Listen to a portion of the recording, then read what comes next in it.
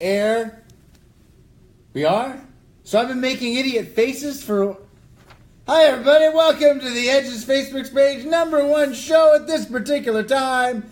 3 to 5 things we didn't have time to talk about today. I'm your host, Fred Kennedy, and I would like to thank our wonderful sponsor, Corey's Clothiers at 569 Danforth Avenue. See this wonderful coat? It's a Lubium sports coat, and I got it at Corey's, as well as these jeans, and these shoes, and these lovely socks. Can we see the socks? Look at that. If you look at these socks, you think, wow, he must be good at card games. But I'm not. It's just the socks.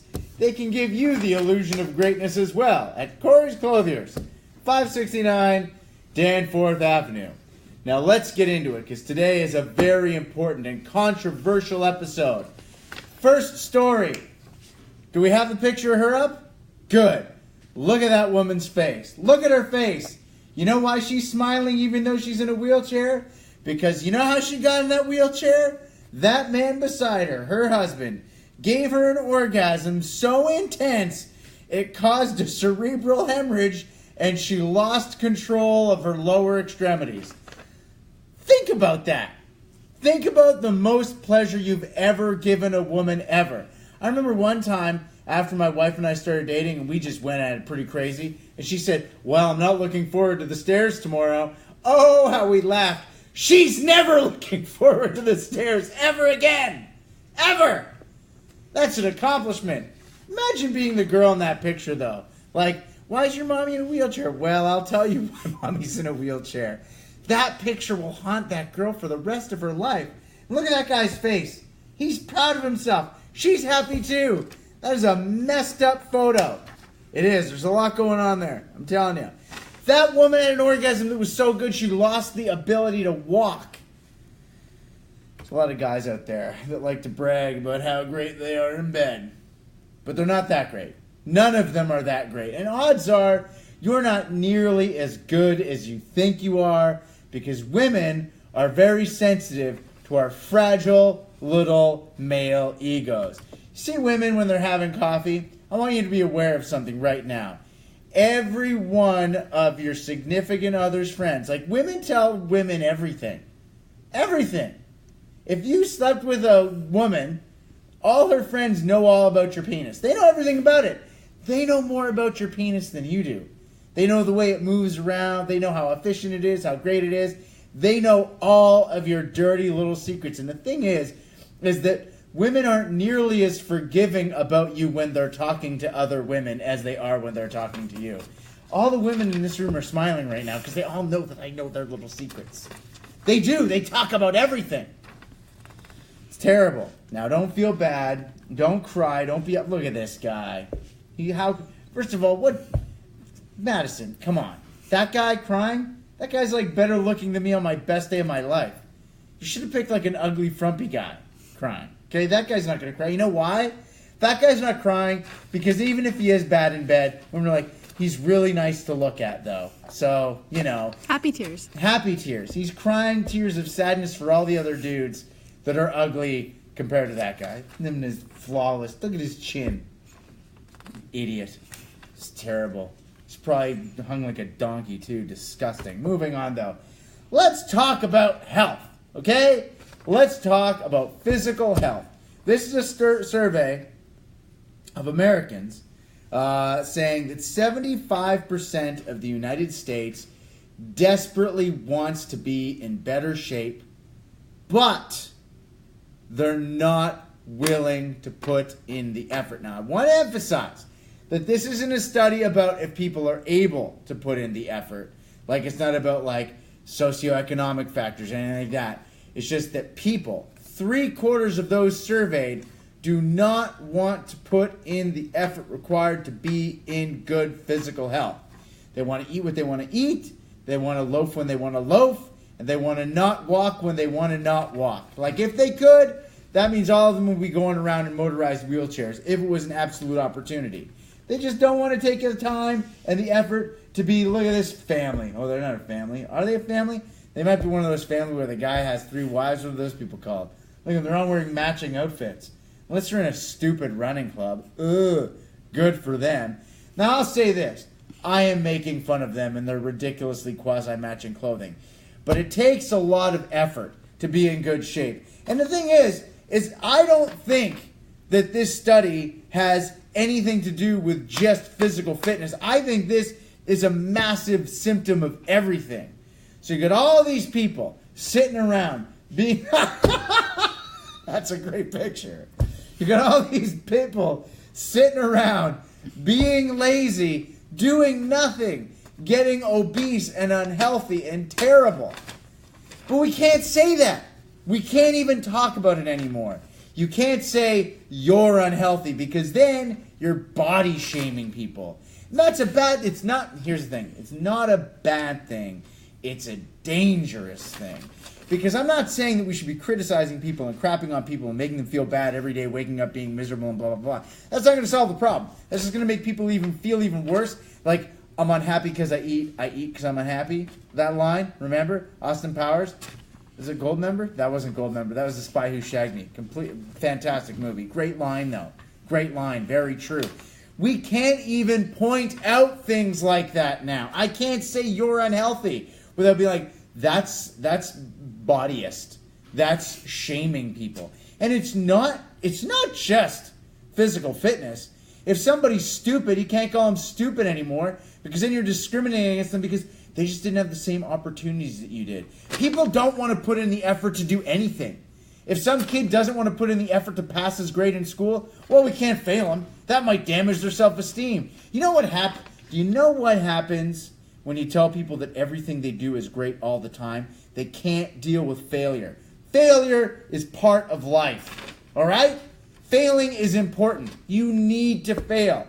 I'll tell you something, dude. I got fired from every job in radio I had for the first 4 years. I failed. You know what happened? I would get up and I would keep going. And the thing that I was adamant about was I wasn't going to go to my parents for money. That wasn't going to happen. I had to do it on my own. And I still did it, even though I was failing repeatedly.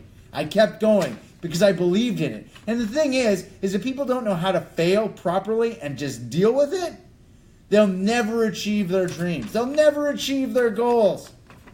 I want to make another point. And this involves the Roman Empire. Look at that. That's Rome and it is burning. It's Rome and it's burning. And I have a theory that our society is going to completely crumble and fall apart because of our idiotic ideas of shaming and this and that and the other thing and people's self-esteem being the most important thing in the world. If we have an entire society that is morbidly obese and is incapable of dealing with failure, we will fail as a whole. I don't want to get into the reasons why the Roman Empire fell and completely crumbled and fell apart, but it is similar to do with fat shaming. If you look at the frescoes, a lot of fat shaming going on. People fail, okay? People are fat and unhealthy, and there's people that are dumb and shouldn't succeed. That's just the way. Am I being too harsh here? I hope I'm not being harsh. I want everybody to be happy, but we're not going to be happy if we keep getting lied to by each other. We'll just have fake happiness, which is terrible. Moving on. Look at that. That is outer space, and tragically, people just don't seem to care about outer space anymore. Last week, they found an Earth-sized planet in the Kuiper Belt. That's incredibly interesting stuff. An entire planet that we didn't even know was in the outer fringes of the solar system. Oh, we just found it. It's there. Did you even know about that? That's a week. This news is a week old. Nobody even knew about it. But people are about to get a little bit more interested, not just about this planet that was found in the Kuiper Belt, because it looks like scientists are going to start studying the effects of space on sexual intercourse. Now people are interested because it involves boners. When you involve boners and boobies in something, people suddenly care about it. That's just the way it is. All right? Now, we might not be thinking like, oh, like what are the implications of STIs and all that stuff? But the fact is that if we want to leave the planet, we want to go to places like Mars and all that, we're going to have to understand the effects of space and weightlessness on the human reproductive system. Now, it was a year or two ago, Pornhub wanted to do this thing where they were going to send 2 porn stars up into the ISS, and they were going to have sex, and they were going to make an actual, like, porno about it. They did a Kickstarter that needed to raise, like, $3 million. It stalled out at, like, $230,000, which, first of all, is kind of shocking. They were able to raise that much money, because nobody pays for porn anymore. So, like, how is anybody, I'm not into paying for porn, but I'll throw up $10. That's something that I would like to see. Clean off the instruments, so on and so forth. But we're legitimately at that point where we need to start taking these types of things seriously. So it's rumored, now this is a rumor because there was a big hack of emails at NASA last week. Amongst other things, they said that NASA's on the verge of making a major discovery with not artificial intelligence, but alien life and contacting them. NASA's since gone on to say that's not entirely true, which means it probably is. They're trying to keep it under wraps. But there's also stuff found out about a massive study where they want to send a large test group of people of different heights, weights, ethnic backgrounds, so on and so forth, into outer space to discuss the way reproduction would happen in outer space. That is something I would get into. So here's the thing, like, my wife and I, we're not going to have another baby. It's just not something that's really in the cards. We're really not into it. But if I could conceive a child in outer space, that is something that I would definitely be willing to try. I'd be willing to take a stab at it. By the way, that rocket is simply phallic imagery. There's really no other reason for it being there other than to symbolize a sperm blasting off into a fallopian tube or something. Or some place where they go. Whatever it is that sperm do when they leave the body. Maybe tennis courts, something, that's what it's doing. Okay, look at that. You know what those are? Those are puppies. Puppies are the ultimate emotional shield. You know why? Because it's been proven that when people take a look at puppies, remember I was talking a few weeks ago about kittens and cleavage, like if a man looks at kittens and cleavage, it lowers his blood pressure. Like a man looking at breasts lowers his blood pressure. Puppies are like breasts for men and women. Everybody is just happier when they look at puppies. So my theory is that if you're ever in a relationship and you got some bad news that you got to break, what you need to do is you need to be wearing a shirt with a puppy on it. Then no one can get mad. And it's not just in your relationships, like personally. Like if you're going to work, let's just say you got to lay off a few employees, wear a puppy tie. There you go. Give puppies out to everybody. Say, here's a puppy, another mouth to feed. By the way, you no longer have a job. What? After I finished school, because my sister's a lot younger, they added a puppy room during exams. So if you're stressed out during exams, you can go play with puppies. Hold on. She just said at her school they have a puppy room. So if you're stressed out during exams, you can frolic with puppies. But I missed it. She missed it. Me too. They wouldn't have done that when I went to school. No one cared about feelings. No one cared about feelings when I went to school. You were allowed to fail. True story. In my grade 4 classroom, Chris Urbaniak was picking his nose. And our teacher went, hey, Chris, you on strike? And he went, what? Yeah, because if you're on strike, you pick it. And then we didn't get it. And then I learned what he meant. And if you did that in a school today, you'd probably get fired. Parents would come in, you affected my child's self-esteem. They were picking their nose. Now they'll never go to university. You're a terrible teacher. Moving on, though. What else we got here? Oh, look at that. Okay. This is a big deal. What we got here is an example of climate change. Look at the polar bear with a dead seal. It just ate. The little baby seals are probably like, where's mom? Where's mom? Oh, she's not coming home. And bury it or all climate change. Thing is there's this big study that was released today saying that 65% of the students that are going to elementary school in Ontario right now, will be working jobs that don't even exist yet.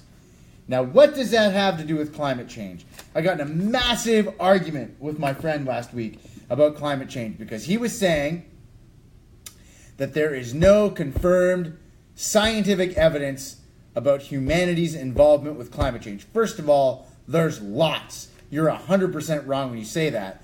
But even if there wasn't, there is no ability to deny that climate change isn't happening. Climate change is happening. The climate is changing. And if you don't want to do anything about it, you're basically gambling, saying, well, we're screwed regardless. There's nothing we can do, you know? That's what you're doing. You're gambling with everybody's future. And he said, yo, well, if you make all these changes to like the greenhouse gas emissions and factories and the oil sands, you're gambling with everybody's careers. I'm not. I'm saying we need to encourage innovation to wean ourselves off of those things. And encouraging innovation is what's going to provide those jobs for the 65% of elementary school students that are going to work jobs that don't even exist yet. We need to progress.